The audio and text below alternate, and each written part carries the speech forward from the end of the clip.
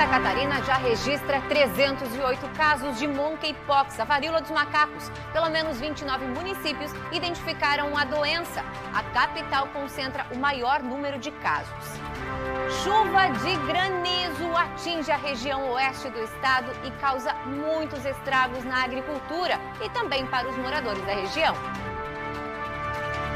Bazar Meu, Deus o livre. Pedra de tamanho de uma mão. Arrebentou tudo. Casa, galpão, plantação. Bazar Beneficente arrecada recursos em prol de profissionais e pacientes do Hospital Regional de São José, na Grande Florianópolis. Evento de educação em Blumenau discute as consequências da pandemia na primeira infância e a alfabetização. Vamos comemorar o Dia do Chefe ao vivo no estúdio e tem muito mais informações. Eu sou Graziane Biali e este é o SC Acontece, que começa agora para todo o estado de Santa Catarina.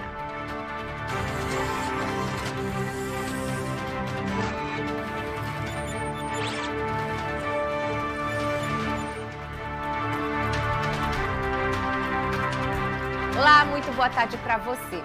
Um bazar foi promovido ontem em prol de profissionais e pacientes do Hospital Regional de São José, na Grande Florianópolis. Os recursos arrecadados vão para investimentos na unidade. Marilúcia é moradora de Concórdia. Ela teve que passar a noite de ontem e a madrugada de hoje em um ônibus.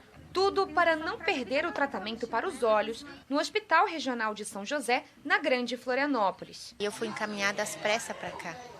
Daí, Concórdia aqui, eu saí às 9 horas da noite lá e cheguei às 6 da manhã aqui. Jailiane vem de Lages para São José a cada 15 dias. A aposentada está há mais de 2 anos em tratamento no Hospital Regional. Eu venho de Tupique e às vezes de ônibus. E faço tratamento para trombose, né?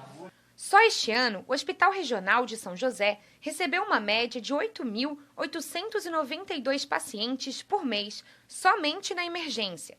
Nos ambulatórios, mais de 2.500 pacientes procuram o hospital todo mês, com casos graves na área de oftalmologia. Outros 1.859 na ortopedia e 2.873 em atendimentos gerais. No caso das internações, a média mensal é de 1.612 atendimentos. Para ajudar os pacientes, um bazar foi promovido nesta quarta-feira em prol dos pacientes e profissionais do local. A iniciativa ocorre há mais de 20 anos e reuniu itens de cama, mesa e banho. O dinheiro arrecadado com a venda vai ser usado em investimentos no hospital. A ação foi criada por Dona Linda, que já foi paciente na instituição. Com tantos pacientes procurando o Hospital Regional, foi criado um bazar para ajudar essas pessoas e a comunidade médica. Já acontece há mais de 20 anos e nesta edição reúne itens de cama, mesa e banho. Os itens vão ser vendidos e a renda é revertida para investimentos lá no Hospital Regional. E a criadora desse projeto é a Dona Linda Queires, que reúne a família toda para ajudar no trabalho, é isso? Sim. Bom, eu faço esse trabalho na minha casa, costumo dizer na minha casa, no meu tempo, na minha hora, mas todo o tempinho que eu tenho, eu trabalho para isso aqui. Começo a fazer desde janeiro, por o carnaval, fico vendo as escolas, aí leva minhas cestinhas, com o meu trabalho com as rendas, tecidos e começo a produzir ali. E dali para frente é o dia que dá. À noite faço um serãozinho também, eu gosto. E dali para frente a gente vai fazendo. E peguei o gosto por fazer. Olha, a cidade de Blumenau está recebendo dirigentes de educação, professores e gestores escolares de várias regiões do país, além de representantes do Ministério da Educação, para discutir a primeira infância e a alfabetização durante o 4º seminário da Undime de Santa Catarina. Na ponta da caneta, tudo anotadinho. Não dá para deixar passar nada. Professores de educação infantil e ensino fundamental, além de gestores, secretários de educação e técnicos da área de vários estados brasileiros, principalmente do sul do país, estão reunidos em Blumenau para debater a primeira infância e a alfabetização nas escolas públicas do Brasil. Afinal, a educação infantil foi uma das mais prejudicadas ao longo da pandemia. Alfabetização, que é o tema do nosso seminário. As crianças saíram da pré-escola e voltaram para o terceiro ano, integralmente o ano todo, 2 anos de alfabetização. A falta da educação na pandemia teve sim, por isso a Sociedade Brasileira de Pediatria está estudando a mudança do desenvolvimento das crianças bem pequenas. Durante quarta e quinta-feira, os profissionais da educação infantil assistiram a palestras e debateram diversos aspectos relacionados à primeira infância e à alfabetização. Resultados das avaliações educacionais, como o IDEB, por exemplo, apontam que houve queda nos níveis de alfabetização das crianças, ainda que Santa Catarina tenha uma educação de qualidade. Os números por aqui também baixaram. O 4º seminário da Undime tem justamente o objetivo de trazer experiências e compartilhar conhecimentos para melhorar a qualidade da educação. Muita alegria que a Undime de Santa Catarina está com um evento nacional da primeira infância e da alfabetização, 2 etapas de suma importância, principalmente para recuperar as aprendizagens que nesse período pandêmico tivemos muitas perdas. E no seminário a gente vai poder discutir e avançar o que você, professor, você técnico, você secretário de educação, precisa fazer para o seu município, para que seus índices, a sua proficiência possa avançar. Muito bem, e olha, um caminhão foi flagrado por policiais rodoviários federais em zigue-zague na BR-101, em Barra Velha, litoral norte do estado. De acordo com os policiais, o motorista dirigia sob efeito de álcool e em manobras arriscadas na rodovia. Ao ser abordado, o homem desceu do veículo cambaleante. Dentro, os agentes encontraram uma garrafa de conhaque quase vazia e um copo com a bebida sob o painel. O teste do bafômetro indicou índice 3 vezes acima do permitido, o que configurou o crime de dirigir sob efeito de álcool. O motorista, de 39 anos, foi preso em flagrante e levado para a Polícia Civil de Itajaí. Uma ação da Polícia Federal, da Receita Federal e da Agência Nacional de Mineração desarticulou um esquema de pirâmide financeira com prejuízo bilionário. Foram cumpridos mandados no Rio de Janeiro, São Paulo, Rio Grande do Sul, Goiás, Maranhão e Santa Catarina. Antes de ser preso, o empresário Patrick Abraão fez uma live na internet justamente sobre o negócio apontado pela Polícia Federal como um grande esquema de pirâmide financeira internacional que operava em mais de 80 países. Depois dos clientes reclamarem da falta de pagamentos, ele e o sócio gravaram um vídeo. E viemos tirar algumas dúvidas aqui em São Paulo sobre o nosso negócio. Muitas pessoas têm falado que, não, Fabiano está em Dubai, Fabiano está em Portugal, a empresa não volta e tantas outras coisas. Desde o primeiro momento que vocês entraram, nós falamos que o nosso projeto era um projeto sólido, um projeto que não veio para enganar pessoas. Patrick foi preso em casa, no Recreio, na zona oeste do Rio. Ele tem milhões de seguidores nas redes sociais e é casado com a cantora Perla. Segundo as investigações, a organização criminosa agia da seguinte forma. Os golpistas abriam empresas de investimento e prometiam 20% dos lucros por mês a quem entrasse no negócio e até 300% por ano através do mercado de criptomoedas. O investimento era de 15 a 100 mil dólares. Foram cumpridos na Operação La Casa de Papel mandados de prisão no Rio de Janeiro, em São Paulo, Rio Grande do Sul, Goiás, Maranhão e Santa Catarina. Os agentes apreenderam joias, pedras preciosas, carros, documentos e eletrônicos. A Justiça também decretou a apreensão de 105 milhões de reais, imóveis, gado, ouro e lanchas. De acordo com a Polícia Federal, mais de 1.300.000 pessoas foram vítimas do golpe da pirâmide financeira internacional, com um prejuízo que supera os 4 bilhões de reais.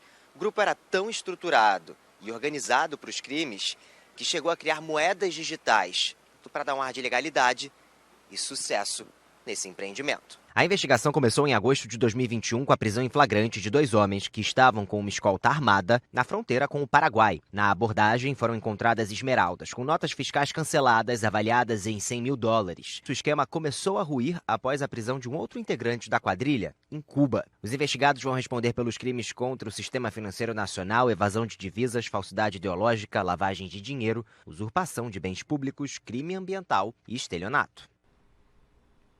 Intervalo por aqui, na volta vamos falar sobre a chuva de granizo que caiu no oeste do estado. Pedras maiores do que ovos caíram por lá e a gente conta tudinho daqui a pouquinho pra você, não sai daí. SC acontece de volta e agora para falar de chuva. Mais uma vez a região oeste do estado foi fortemente atingida, mas dessa vez foi chuva de granizo que causou muitos estragos por lá, pelo menos 4 cidades foram afetadas. O município de Bandeirante, no extremo oeste de Santa Catarina, foi atingido por uma intensa chuva de granizo no início da noite de quarta-feira. As pedras tinham tamanhos enormes que acumularam no chão. Nem a lataria dos carros resistiu. O para-brisa desse ficou destruído. O fenômeno foi registrado por volta das 6h15 da tarde de ontem e durou cerca de 15 minutos. Tempo suficiente para causar muita destruição. As casas tiveram telhados completamente destruídos. Os galpões dos produtores rurais e até a estrebaria ficou assim, com o telhado todo esburacado, por conta do tamanho das pedras de granizo que caíram na cidade. Seu Sérgio é agricultor e teve muitos prejuízos na propriedade. Ali por umas 5h30, 6 horas da tarde, levantou um tempo feio, começou umas pedras espalhadas com chuva e parecia que tinha passado. Tinha saído para o lado mais de descanso, e aí o vento trouxe de volta. E quando trouxe de volta, Deus o livre, pedra de tamanho de uma mão, arrebentou tudo, casa, galpão, plantação, nasceu 20 saquinhos de milho plantado para silagem, quebrou tudo, casa desceu foro, os galpão, tudo terminado. É muito difícil, muito ruim. Outras cidades também foram atingidas. Em São Miguel do Oeste, que fica a meia hora de Bandeirante, o Corpo de Bombeiros teve trabalho para atender as ocorrências causadas pelas fortes chuvas e granizo que atingiram a região. Então, no final da tarde de ontem, por volta das 18h15, a região extremo-oeste de Santa Catarina foi atingida por uma forte chuva de granizo, que atingiram principalmente 4 municípios: São Miguel do Oeste, Bandeirante, Descanso e Paraíso. A localidade mais atingida foi a linha Novo Encantado, interior de Bandeirantes, e o quartel do Corpo de Bombeiros Militar de Santa Catarina, o quartel aqui de São Miguel do Oeste, atendeu 110 ocorrências, entregando num total de 9.000 metros quadrados de lona. A Defesa Civil e o Corpo de Bombeiros ainda não conseguiram contabilizar quantas famílias foram atingidas em todas as cidades e seguem trabalhando na recuperação. Que tristeza, né, gente? Bom, e agora, então a gente vai ao vivo conversar com o jornalista Ricardo Souza, que está acompanhando toda a situação de pertinho e vai trazer os detalhes para a gente. Boa tarde, Ricardo. Inclusive, Ricardo, você é natural de São Miguel do Oeste, conhece bem essa região, né? Pode nos contar como é que foi, como é que está essa situação? Você conversou com as pessoas dali, né? Boa tarde. Oi, Grazi. Boa tarde para você, boa tarde a todos. Exatamente, eu sou natural de São Miguel do Oeste, os meus pais residem ainda na cidade. Então, desde a tarde de ontem, até o início, né, da noite, a gente vai colhendo essas informações de, infelizmente, essa chuva de granizo que deixou muitos estragos na cidade. Eu recebi muitas fotos, muitos áudios, né, de familiares e também de amigos próximos da minha família que residem ali, né? Infelizmente, o tom deles, dos áudios, era de choro, era de bastante susto, até mesmo, né, de, infelizmente, dessa chuva de granizo, então, que deixou muitos estragos ali em Bandeirante e também em São Miguel do Oeste. Em São Miguel do Oeste foram 8 bairros atingidos, né? E uma localidade no interior. Já em Bandeirante, então, que foi a cidade mais atingida, foi no interior de Novo Horizonte, Grazi. Pois é, né? Que tristeza. A gente ouviu ali o seu Sérgio narrando o que aconteceu e o desespero dele. Eu imagino que isso também tenha acontecido com os outros moradores, pelo que você falou, não é mesmo? E a Defesa Civil já conseguiu fazer um levantamento de quantas famílias foram atingidas? Enfim, o trabalho eu sei que continua, mas já é possível a gente ter uma noção? Exatamente, Grazi. Olha só, hoje pela manhã, então, por volta das 8 horas, né, eu conversei, então, com o Corpo de Bombeiros, aliás, com o capitão do Corpo de Bombeiros de São Miguel do Oeste, o Galiazzi. Até às 8 horas, o balanço que tinha na cidade era de mais de 130 casas, né, que foram, 130 ocorrências registradas em casas ali em São Miguel do Oeste e Bandeirante. Ou seja, uma soma total, então, né, dos estragos causados. E também, hoje pela manhã, a Defesa Civil, né, fez uma coletiva de imprensa, então, em Bandeirante, no caso, onde já colhendo essas informações, mas é importante a gente ressaltar já, Grazi, que a cidade de Bandeirante, ela decretou situação de emergência, né? Importante também é que a Defesa Civil e o Corpo de Bombeiros da cidade de Bandeirante está fazendo os levantamentos e está auxiliando as vítimas, né, na entrega de lonas, olha só, Grazi, também, as lonas foram entregues mais de 10 mil metros quadrados de lona, ou seja, muita lona para essas famílias, né, estarem ocupando nas suas casas atingidas. É verdade, viu? Obrigada, Ricardo, aí. E tome cuidado, né? Porque você está aí nessa região. Inclusive, essa também é a dica para as pessoas que estão por lá, gente. E por falar em granizo e chuva, vamos às condições do tempo.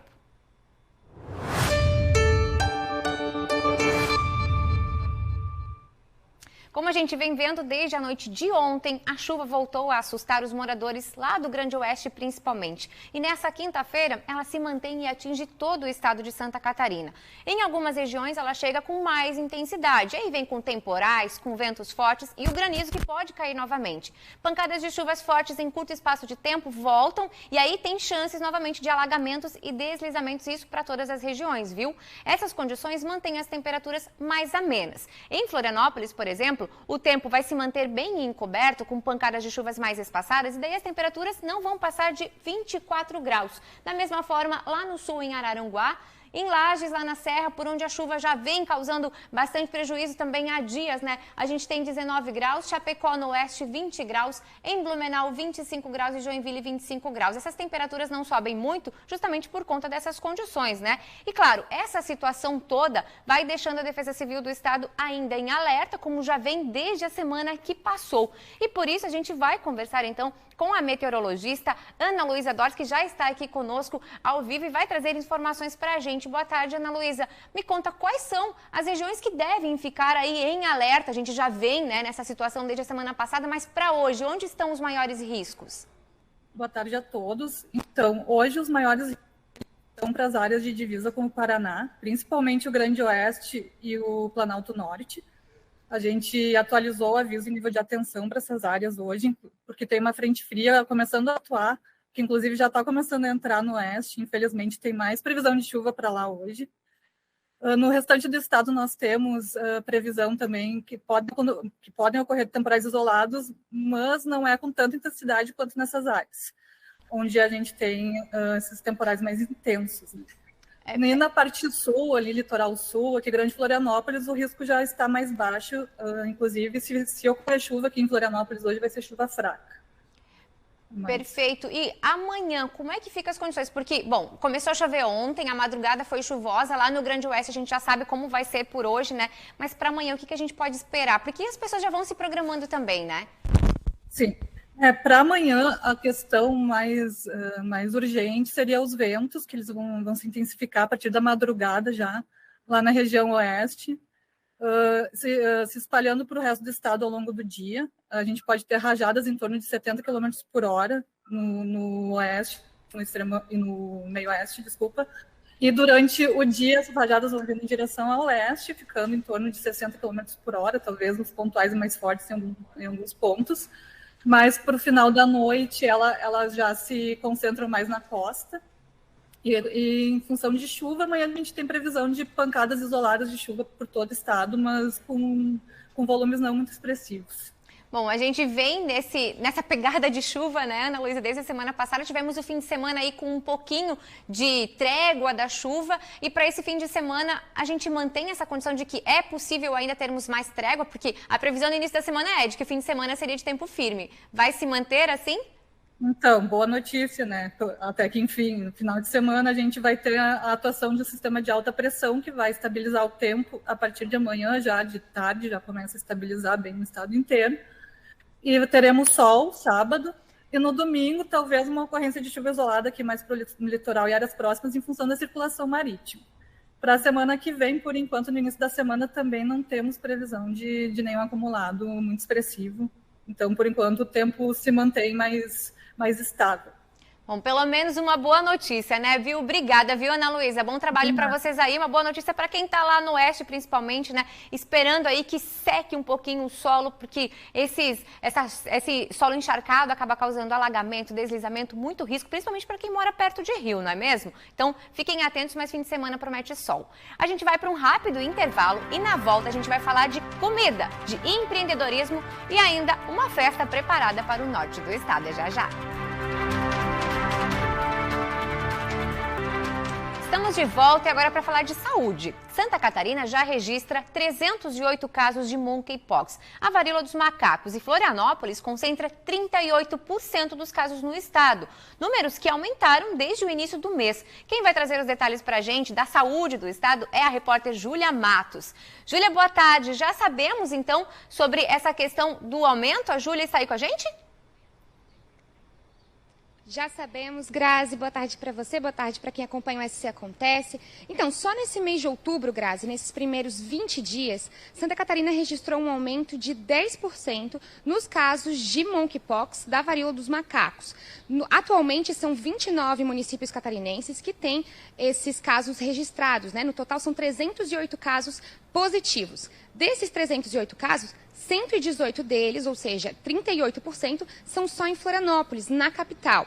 Depois de Florianópolis, a gente tem Balneário Camboriú, com 45 casos, e Joinville, com 28 casos. Mas a gente já nota a diferença entre os municípios, né? Para explicar um pouquinho sobre isso aqui com a gente, está a gerente de vigilância epidemiológica, Ana Vidor. Ana, a gente sabe que esses casos estão aumentando. Aqui em Florianópolis é a cidade com maior número de casos, né? Mas o município está se mexendo para isso, está conversando com o pessoal, certo? Certo, na verdade a gente já começou a se mexer para isso desde muito antes do primeiro caso. A partir do momento das primeiras sinalizações pela Organização Mundial da Saúde, nós já começamos a montar o nosso plano de contingência. Como tivemos os nossos primeiros casos suspeitos aqui, todos os serviços de saúde receberam treinamento, né? Os públicos, os nossos, receberam treinamento para captar esses casos o mais rapidamente possível. Então, nós estamos conseguindo fazer os diagnósticos, identificar as pessoas que estão sendo acometidas e fazer esse diagnóstico num momento antes de complicações. Aqui em Florianópolis, os números estão estáveis nas últimas semanas, a gente não está percebendo esse mesmo aumento que está acontecendo no restante do estado. E é um movimento esperado, né? Isso acontece para a maioria das epidemias, elas começam por Florianópolis ou Joinville, que são as cidades maiores, frequentemente por Florianópolis, que é quem mais recebe pessoas de fora do estado, inclusive de fora do país, e aí acaba interiorizando. Esse é um fenômeno que acaba acontecendo com todas as epidemias, foi assim para a Covid e a gente não esperava que fosse diferente. Mas o importante é que todos os serviços de saúde estejam preparados para identificar precocemente, para suspeitar. E isso nós estamos vendo que está funcionando, nós temos muito casos suspeitos, então nós temos bastante casos descartados também, e isso sempre é bom, porque a gente não pode deixar passar caso positivo sem fazer o diagnóstico, porque é esse caso que vai acabar passando para mais 2, para mais 3, e a gente vai ter muito mais dificuldade de controlar essa epidemia. Para que haja essa prevenção, Ana, deve existir também uma conscientização, né? O município também está lidando com ONGs para que isso vá para frente. Exatamente. Então, uma das questões é o treinamento dos profissionais de saúde, para que eles lembrem do diagnóstico e não deixem passar. A outra questão é a gente trabalhar com cada população, né? Nós temos ainda uma predominância de homens entre as pessoas afetadas, mas nós já temos mulheres afetadas, nós já temos criança pequena afetada, então essa questão da transmissão intradomiciliar também já está acontecendo, mas num número muito menor.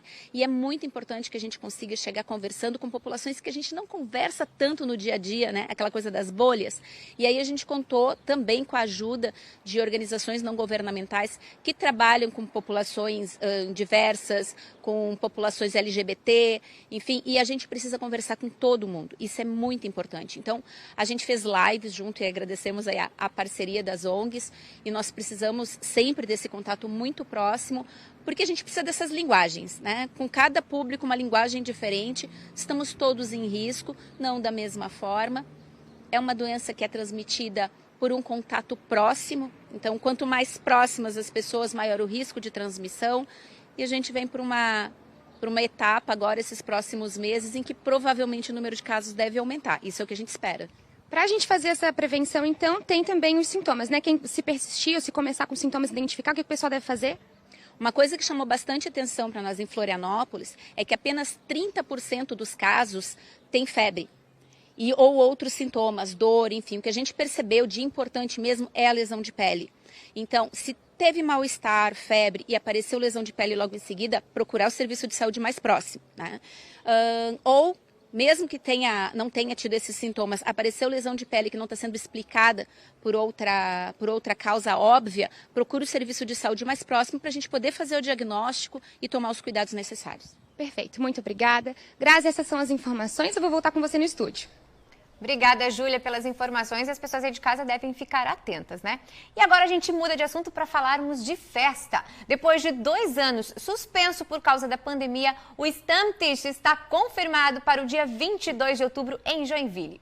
Este ano, 158 barracas estão confirmadas para o evento, que é promovido pela Câmara de Dirigentes Lojistas da cidade. Para nos trazer mais informações sobre o encontro, a gente conversa agora com Marcos Bittencourt, que é vice-presidente da CDL de Joinville.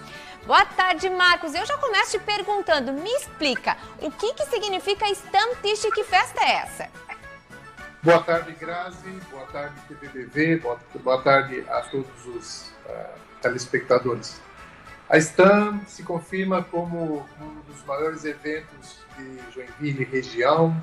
Ela começa a entrar, de fato, no calendário de festa de outubro do estado de Santa Catarina. O evento vai contar, como você falou, com aproximadamente 30 a 35 mil pessoas. E a Stamm, ela significa a reunião de amigos. Então, após 2 anos aí confinado, a população toda está esperando com muito expectativa essa festa que só engrandece a nossa cidade e, de fato, traz uma reunião de todos os amigos aqui. Em qual local da cidade que ela vai acontecer para que as pessoas possam se programar e já irem direto para lá, né? Isso, Grazi. Ela acontece tradicionalmente na Via Gastronômica, ali na rua perto do Shopping Miller.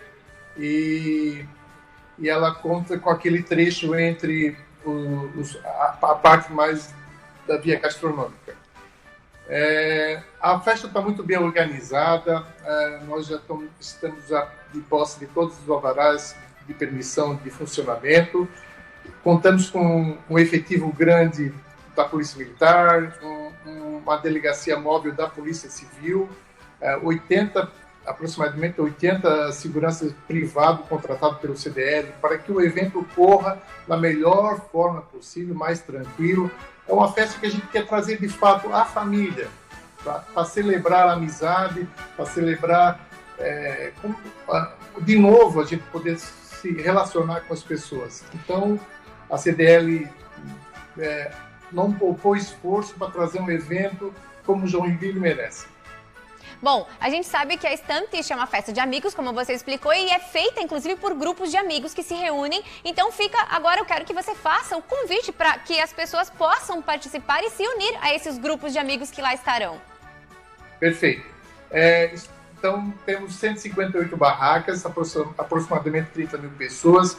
Eu gostaria de frisar que algumas coisas têm que ser muito bem observadas.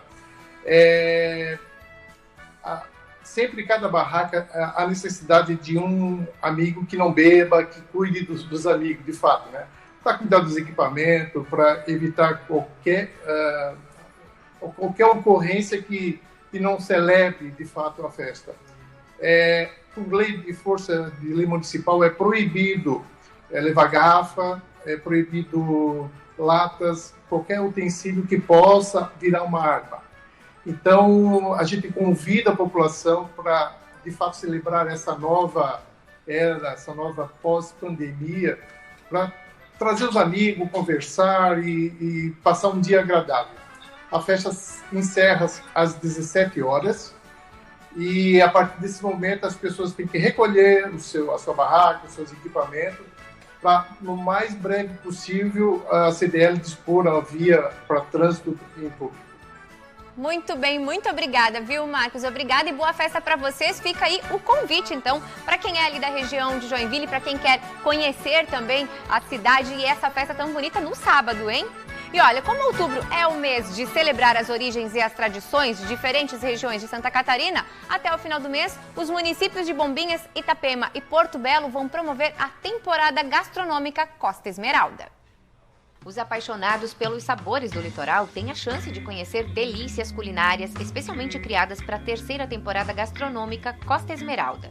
Restaurantes, cafés, hamburguerias e outros estabelecimentos de Bombinhas, Itapema e Porto Belo oferecem 21 menus exclusivos elaborados com ingredientes da região. O intuito é enaltecer a gastronomia local com os produtos regionais de Santa Catarina. De 7 a 30 de outubro, restaurantes a R$ 79,90, hamburguerias por R$ 49,90 e cafeterias por R$ 39,90. Com forte influência dos colonizadores portugueses e açorianos, a gastronomia do litoral de Santa Catarina traz variedades de peixes, frutos do mar, além de opções diversificadas. Os cardápios ofertados terão preço fixo e a expectativa dos organizadores é de receber aproximadamente 50 mil visitantes durante o festival. Venha nos visitar, venha provar nossa gastronomia local. Você está convidado.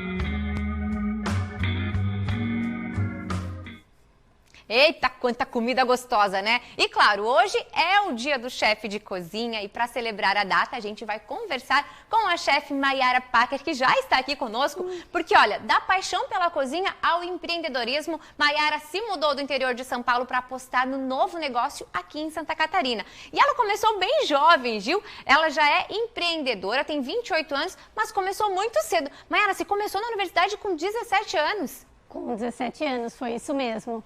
Me formei e em seguida já comecei a trabalhar. Muito bem. Bom, a gente sabe que esse mercado, né, chefe de cozinha, geralmente ele é muito administrado por homens. E aí a gente vê a Mayara, que é empreendedora, se formou antes dos 19 anos, é isso? E já está atuando na área. Você, inclusive, tem 2 empreendimentos, me conta. Exatamente. Eu me formei muito cedo, fui viajar, conhecer lugares, conhecer chefes, conhecer cozinhas diferentes. E há 6 anos eu tenho meu primeiro restaurante e agora no último ano inaugurei meu bar. Então tudo ali no Campeche, onde eu moro, onde que eu gosto de viver. E é isso, né? Mulheres sempre à frente também. Exatamente, é muito bacana, né? E me conta, eu sei que todo chefe tem um tempero especial que ele acaba escolhendo, né? Qual é o tempero da Mayara?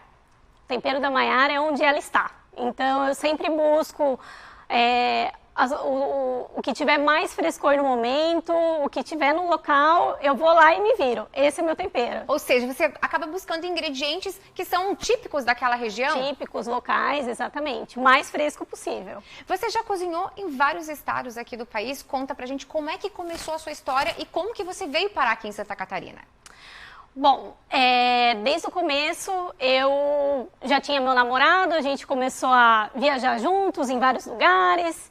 E em vários estados, a gente queria morar na praia, né? Eu gosto muito de carne vermelha, ele gostava muito de peixes, então Santa Catarina caiu como uma luva, né? A gente tem a serra aqui pertinho, com muitas coisas boas, e aqui o mar. Você começou cozinhando, inclusive, no Nordeste, não é isso?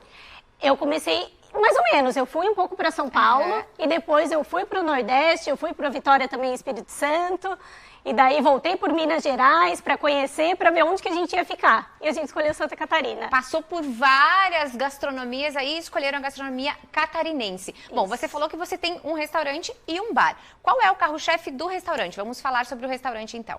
O restaurante, o carro-chefe, nós somos uma gastronomia contemporânea. Então, a cada estação a gente tenta mudar o cardápio, se atualizar, sempre trazendo coisas novas para os nossos clientes. Algumas coisas a gente não consegue trazer de novo, porque o pessoal não deixa a gente tirar. Um exemplo é o prato que eu trouxe hoje. Gente, tem um prato aqui que está bem cheiroso e é um prato curioso, porque é com berinjela, que não é um ingrediente muito comum aí do paladar das pessoas, né? Me conta, o que tem nesse prato? Esse prato, ele é o prato que mais sai no restaurante, é até incrível assim, mas ela é uma berinjela assada, com molho à base de missô, alho, limão, óleo de gergelim, uns temperos mais asiáticos assim. A gente gratina ela, finaliza com queijo de cabra, daqui da Serra Catarinense, hortelã, azeite, bastante pimenta do reino. E o gostoso é comer com pãozinho, né? Gente, o cheirinho, vocês não têm noção. E ela não preparou agora, não foi preparado nesse momento. Então, tu imagina quando ela prepara na hora lá no restaurante. Eu imagino que realmente deva ser uma delícia, né? E aí, além do restaurante, tu também tem os pratos para bar. Ou seja, é uma gastronomia bem diversificada, né? Do restaurante pro bar muda um pouco. Muda completamente. Então, no restaurante a gente foca bastante em pratos principais, pratos mais gastronômicos. No bar a gente já traz uma cozinha bem brasileira, bem de boteco mesmo. Até a mãe do meu marido também faz algumas coisas com a gente, que ela é salgadeira, então empadinha, coxinha. É bem bacana, bem diferenciado e bem gostoso. É a mulherada dominando a cozinha. É isso? Bom, então no chefe, né, no dia do chefe aí de de cozinha, nada mais justo que a gente mostrar um exemplo como esse, Maiara dominando a cozinha, empreendedora, um bar, um restaurante, mostrando que a gente também pode estar à frente de tudo isso sim, viu? E agora, antes da gente terminar o nosso SC Acontece de hoje, muito obrigada, Maiara, por trazer essa maravilha aqui pra gente. Gente, o cheirinho tá uma delícia. Eu quero terminar pra poder experimentar logo, viu? A gente vai mostrar pra vocês um pouquinho do nosso site. Vamos dar uma olhadinha lá no tvbv.com.br. Olha só, gente, o que a gente tem aqui como notícia de capa, né? Enem garante recursos de acessibilidade aos participantes. Se você quiser acompanhar essa notícia, dá uma clicadinha lá. Tem também economia, tem também segurança, cotidiano, política, turismo. Tudo isso você encontra se você acessar através do tvbv.com.br, inclusive as reportagens que foram exibidas hoje e também nos dias anteriores. Se você não conseguiu acompanhar todo o SC Acontece de hoje, dá uma passadinha no nosso site, se informa lá, acessa as nossas notícias e fica por dentro de tudo, viu? O SC Acontece de hoje vai ficando por aqui, mas amanhã é sexta-feira e tem mais jornal pra você, hein? Até lá, tchau, tchau, gente!